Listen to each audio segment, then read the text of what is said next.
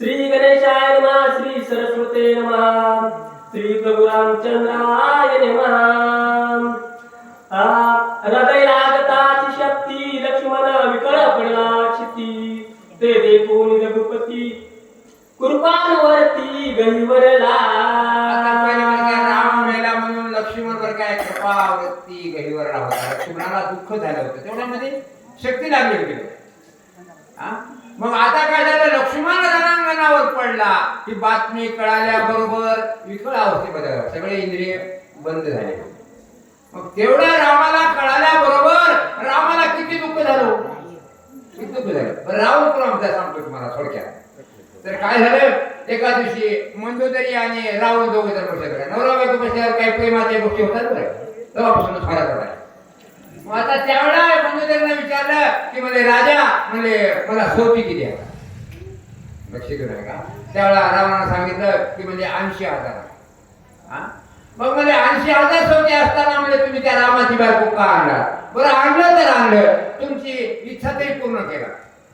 त्यावेळेला रावणाचं उत्तर आहे का, रावणाने काय सांगितलं, हे मंदोदरी म्हणला मी आजही माझी इच्छा पूर्ण केली असती, पहिलेही पूर्ण केली असती आणि उद्याही मी माझी इच्छा पूर्ण केलो असतो. पण मी ज्या वेळेला सीतेला आणायला गेलो ना, त्यावेळेला अंगावर भगवं वस्त्र परिधान करून काकामध्ये झोळी घेऊन माय म्हणलो, म्हणून माय शब्दाला राखणारा मी रावण, याला म्हणतात रावण. आता जसे रावण नाही करत, याला रावण म्हणतात. लक्ष देऊ नका की ज्या वेळेला मी पंचवडीच्या ठिकाणी गेलो ना, त्यावेळेला माय मला भूक लागली म्हणलो, म्हणून त्या माय शब्दाला राखणारा तो रावण आहे, त्याला रावण म्हणतात.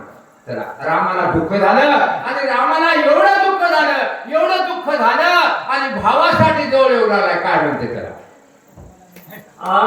आसवे श्रवती लोचन राम झाला विषणवदन, लक्ष्मणाचा गेला प्राण काया पण करावे. बळी पाटील ढगे सावरखेडा सगळं बंद झालं. राम जवळ आला बरं का. रामाला काय माहित नव्हतं का, हो काय नव्हे केले आणि एका चिंतिता विठ्ठल्यावर काय होणार. ज्याच्या हृदयामध्ये नवद्याचं प्रत्येक रोम रोम राम राम म्हणू लागलं होतं, त्याला मनाची भीती आहे का. पण अवताराचं कार्य दाखवण्यासाठी किंवा वाल्मिकांना जे जे लिहिलं ना ते सगळं करून दाखवायचं होतं, अवताराचं कार्य करायचं होतं. म्हणून राम त्या ठिकाणी काय झालं, लहान तोंड केलं बरं का, पांढरा फटफड लागला. आपल्या भावासाठी चेहरा सगळा ओशाळा, सगळा चेहरा आणि डोळे पाणावले आणि जवळ येऊन काय म्हणाले, लक्ष्मण राणी पडल्या जान श्रीरामाशी दुःख दारुण, अश्रुधारा स्रवती नयन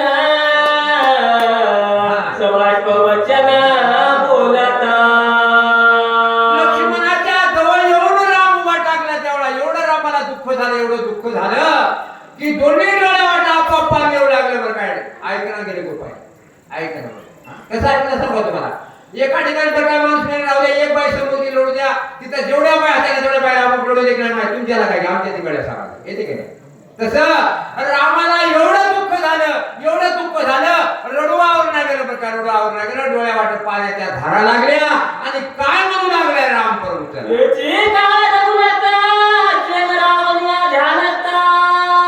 लक्ष्मणा नाही जीवघात जाणून युगात रंबी. आता त्या ठिकाणी काय झालं, आता आवाज नाही त्याने तेची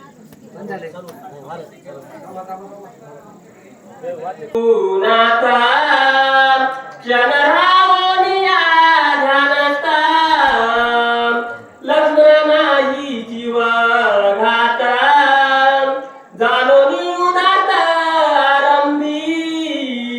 त्या ठिकाणी बरं काय रामाचं सैन्य होतं, ते म्हणू लागले रामा रामा रामा.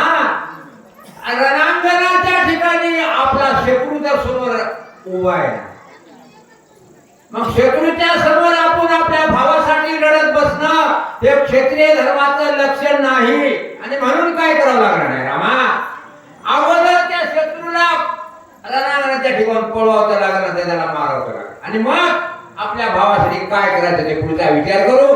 थोडा वेळ विचार करा रामा तुम्ही, असं म्हणू लागले. रमी मानवया रावण कालकृतांत प्रयाग्नी पूर्ण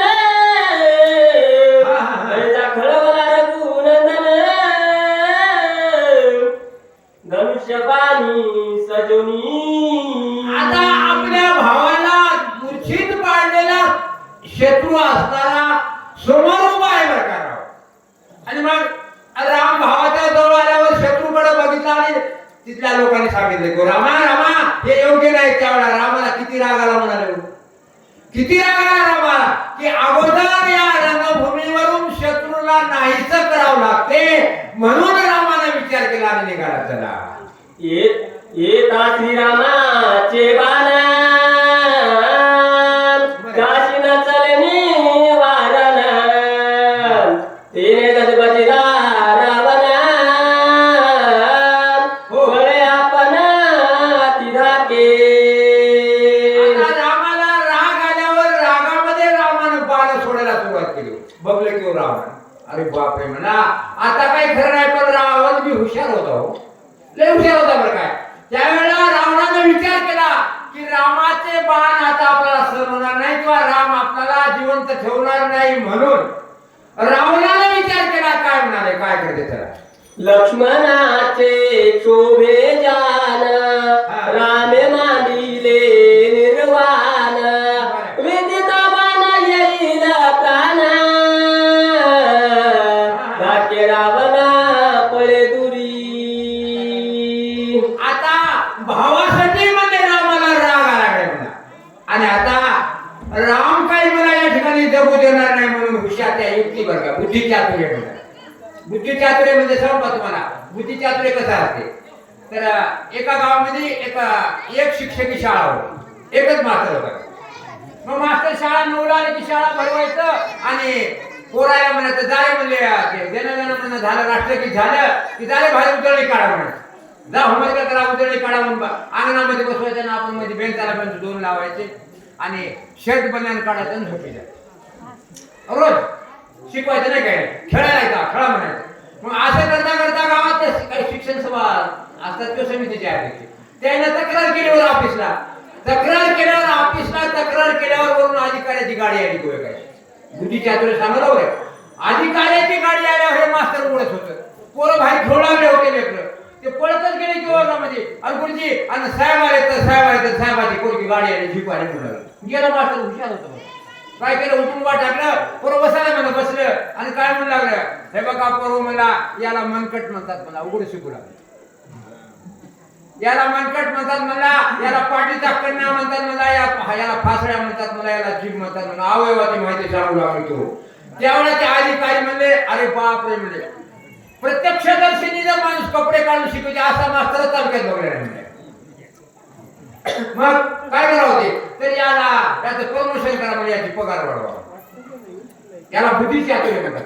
की ज्या वेळेला जे प्रसंग बघून जे आपल्या बुद्धीचा वापर करते का नाही त्याला बुद्धी चातुर्य म्हणतात. असा बुद्धी चातुर्य रावण होता. काय केलं होतं ना, त्याने काय केलं, आता इथं उभं टाकलं तर राम काय आपल्याला जगू देणार नाही म्हणून रावणाने विचार केला, पळायला सुरुवात केली. कसं पळालं, पळोनिया उठा उठी गुप्त राहता सैन्य गोटी तरी रावण धाके पोटी राम शरण व्रती सावेना. पळू लागला बरं काय, पळू लागला. त्याला रामाचे बाण सहन न झाल्यामुळे पळू लागला बरं का. पण राम पळत्यावर बाण टाकणार नाही हे ब्रीद होतं बघा अवताराचं कार्य. पाठ दाखविणाऱ्यांना समोरच्या योद्ध्यानं जर पाठ दाखवली तर त्याच्यावर बाण टाकायचं नाही हा नीती नियम होता बरं का युद्धात.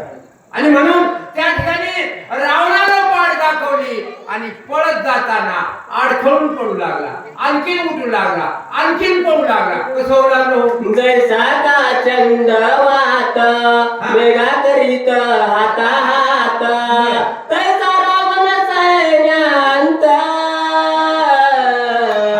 स्वयं पळताती धाके. काय झालं दृष्टांत दिला नाताने की जसं पाऊस झाला असतो, आभाळ आलं, पाऊस येऊ लागला, पण तेवढ्यामध्ये सोसाट्याचं वारं आलं आणि धानोऱ्यावर वाडीवर पाऊस पडू लागला. गेलं को तिकडे मागतोड्या गेलं त्या गावाकडे आभाळ जाते की नाही. तसं त्या ठिकाणी जसं मोठं वारं सुटल्यावर ढगाला जसं पळ होते, तसं रावणानं रागाच्या भरामध्ये पाण्यात टाकायला सुरुवात केली. त्यावेळेला रावण पळू लागलं, किंवा पळू लागलं, पण अडखळून पळू लागलं. कुठपर्यंत गेलो? श्रीराम वीर जगजाती मिळाले पाळत या पाठी रावणाने सैन्याचे सगवटी आधी संकटी राहिला. आता पळत्याच्या पळणाऱ्याच्या पाठीमाग राम काय बहाणं टाकला हे त्याला माहित होतं का? बुद्धीच्या आतुरी होतं रावण. पळत्याच्या माग लागणार हे रावणाला माहित होतं आणि म्हणून तिथून पळाला आणि सैन्यामध्ये जाऊन काय मेलेली मुलगी राक्षसी नाही ती अंगावर टाकून लपून बसू लागला. कसं होऊ लागला? आणखी कुंडली विठ्ठल श्री ज्ञानदेव तुकाराम पंढरीनाथ